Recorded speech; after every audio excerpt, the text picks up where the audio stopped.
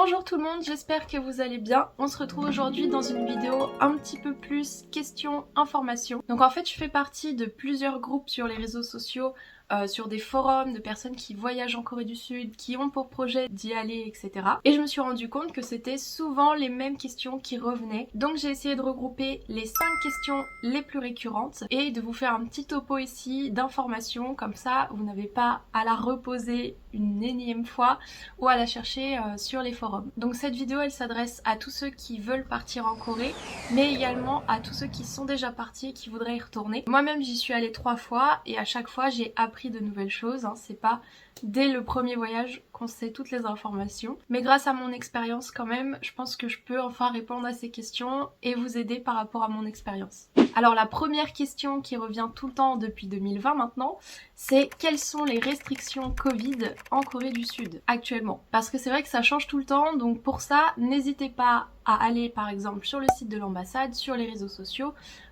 pour voir quelles sont les nouveautés, quels sont les changements. En ce moment en tout cas, il y a beaucoup moins de restrictions, donc là je pense qu'ils vont rester là-dessus pendant quelques mois avant de changer et suivant aussi l'évolution de la pandémie, si elle revient ou non. Alors, en ce moment, en Corée, vous n'avez plus aucun test à faire avant de partir en Corée. Et vous n'avez pas besoin non plus de la vaccination. C'est pareil pour tout le monde, que votre schéma soit complet, incomplet ou que vous ne soyez pas vacciné, vous pouvez aller en Corée du Sud. Par contre, là où ça se complique, c'est une fois arrivé en Corée. Vous avez un test PCR à faire obligatoirement dans les 24 heures après votre arrivée. Pour les visas court séjour, vous devez absolument le faire à l'aéroport dans le centre de test en fait à l'aéroport à l'arrivée. Pour ça, vous pouvez prendre un rendez-vous sur Safe2Go, je vous mets le site juste ici. Vous avez juste à vous créer un compte, vous choisissez un créneau horaire.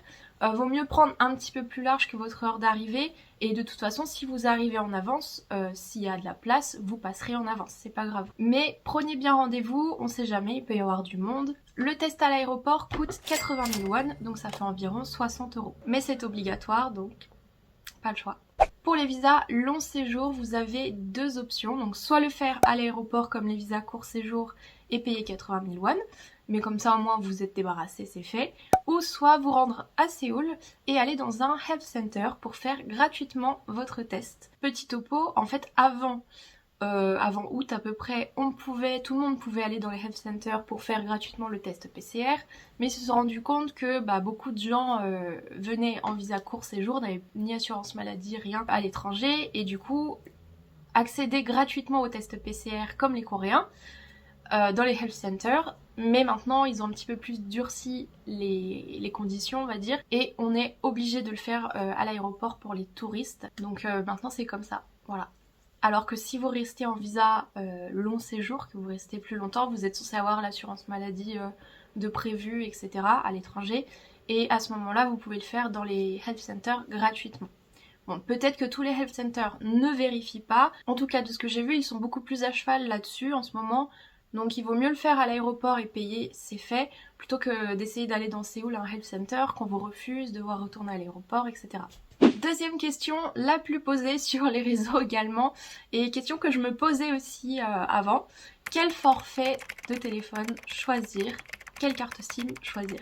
Alors pour ça, il n'y a pas 36 solutions, hein. Vous allez dans un magasin de téléphonie mobile en Corée du Sud, mais vous pouvez avoir des forfaits beaucoup plus chers et des forfaits beaucoup moins chers. Dans tous les cas, la connexion sera toujours meilleure qu'en France, donc vous n'avez pas de souci à vous faire là-dessus. Alors moi, ce que je vous conseille absolument, c'est d'aller chez Chingu Mobile. Pourquoi? Parce que en tant que touriste, et même si vous restez 4-5 mois, c'est largement suffisant je pense, c'est vraiment rentable, puisque vous pouvez avoir donc tout en fait en illimité, dont internet, ce qui nous préoccupe le plus. Pour 2 mois, vous payez seulement 30 000 won. Pour 3 mois, vous en avez pour 50 000 won, et pour 4 mois, 70 000 won.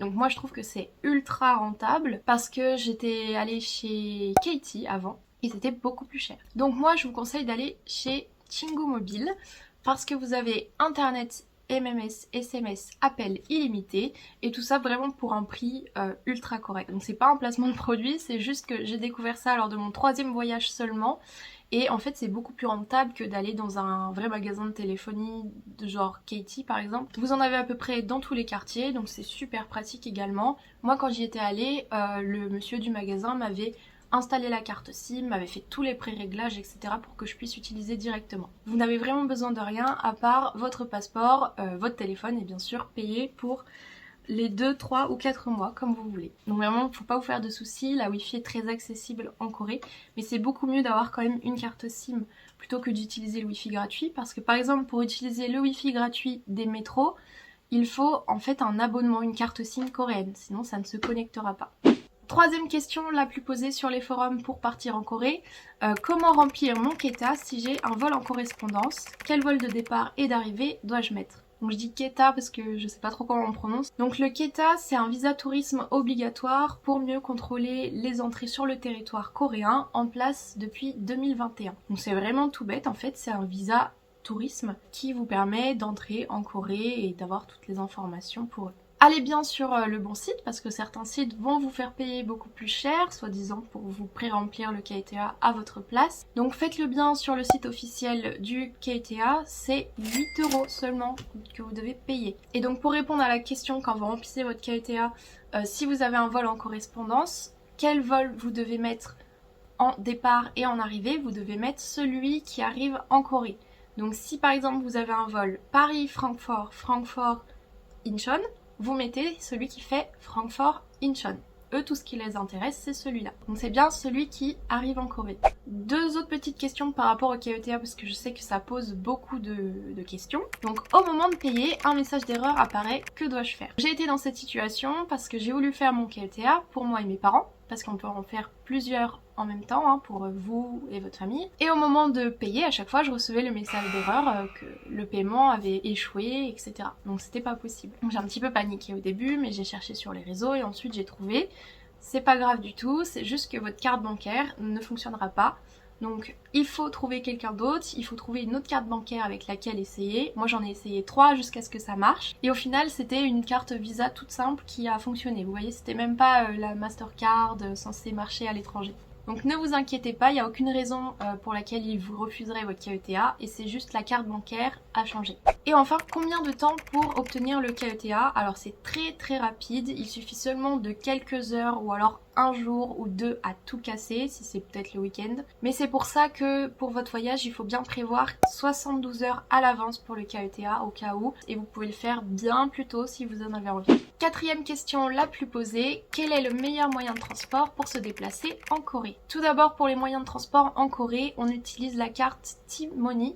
Donc c'est très important d'en avoir une, il y en a partout dans les convenience stores et même à ceux de l'aéroport pour prendre direct le métro. Vous rechargez tout simplement sur les bornes avec des billets que vous aurez retirés ou échangés à l'avance. Et vous pouvez également la recharger dans les convenience stores directement. À Séoul, bien évidemment, c'est le métro qui est le plus pratique pour se déplacer, bien que ça peut être un petit peu long pour aller d'un bout à l'autre, hein, c'est quand même très grand. Mais aussi les taxis qui sont encore peu chers, même si j'ai vu que ça allait bientôt augmenter, donc il faudra peut-être faire attention. Le gouvernement a prévu en fait d'augmenter les salaires des taxis. Le service des bus est aussi très efficace à Séoul, donc vous pouvez les prendre sans problème, faire bien attention au numéro de bus et à lire quand est-ce qu'il arrive, etc. Ça peut être un petit peu compliqué sur les gros arrêts par exemple, quand vous avez 10 bus qui arrivent à la suite, c'est assez impressionnant. Mais je vous conseille également le bus pour toute la Corée, qui est très pratique également, franchement il n'y a rien à dire. Et même pour l'île de Jeju, même si les Coréens ou d'autres personnes vous disent que c'est impossible de faire Jeju en bus, c'est juste parce qu'en fait ils sont habitués à y aller et à louer une voiture. Mais en bus, c'est faisable aussi, c'est vraiment très faisable. J'y suis allée 3 fois et les 3 fois j'ai fait en bus, tout s'est très bien passé, j'ai visité tout ce que je voulais. Alors oui, parfois il faut faire 1 ou 2 heures de bus dans la journée, mais ça vaut le coup et puis finalement c'est un temps aussi de repos, vous pouvez regarder le paysage, etc.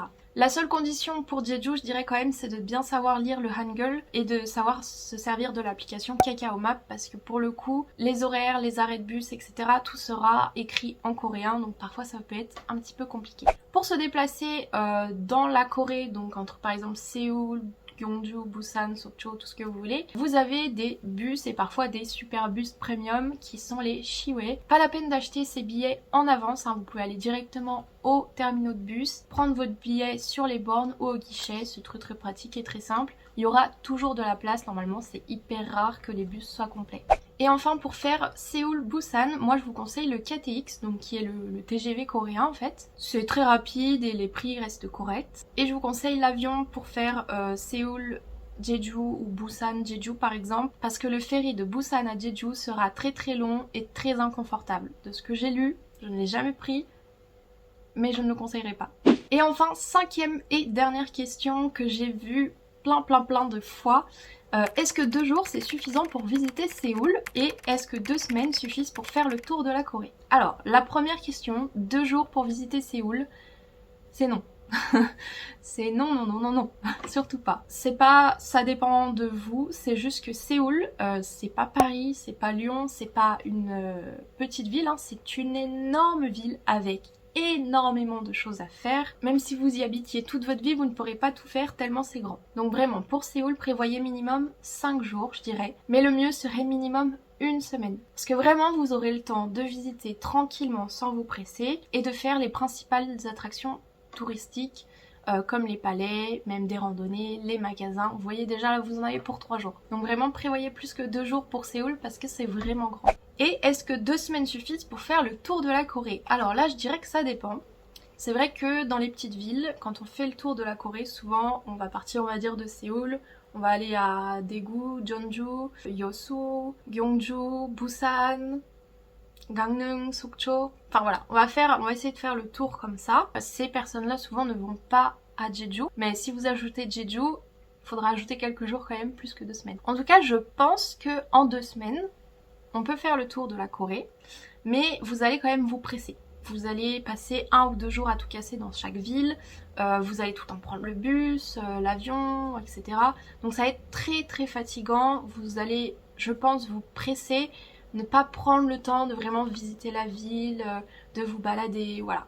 Mais tout dépend de votre style de voyage, je pense. En tout cas, moi, quand j'avais fait mon petit road trip en Corée avec mon ami, on avait quand même prévu 3 semaines, hein, mais on avait Jeju aussi dedans. On était quand même resté au moins 4-5 jours à Jeju. Donc voilà, ça dépend de vous et de votre style de voyage, mais en 2 semaines, essayez quand même de pas faire plus de 4-5 villes, c'est déjà vraiment pas mal.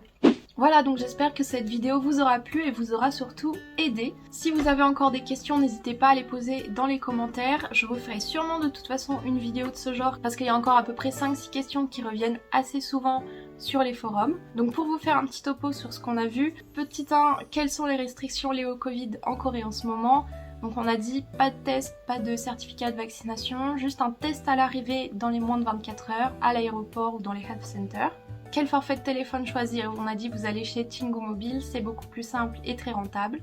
Comment remplir son KETA? Donc si on a un vol en correspondance, on met bien le vol qui arrive en Corée. Si au moment de payer on a un message d'erreur, c'est pas grave, on trouve une autre carte bancaire pour le faire. Et combien de temps il faut pour obtenir le KETA?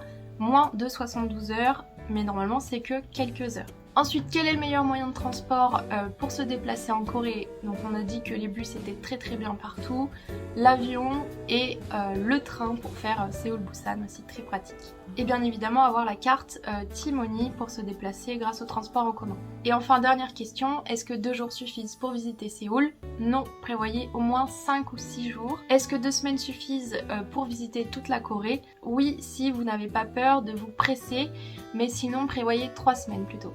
Voilà, c'est tout pour aujourd'hui. Merci beaucoup. Je vous mets toutes les infos dans la barre d'infos si besoin. Si ça vous a plu, n'hésitez pas à me le dire. Comme ça, je referai une vidéo sous ce format-là.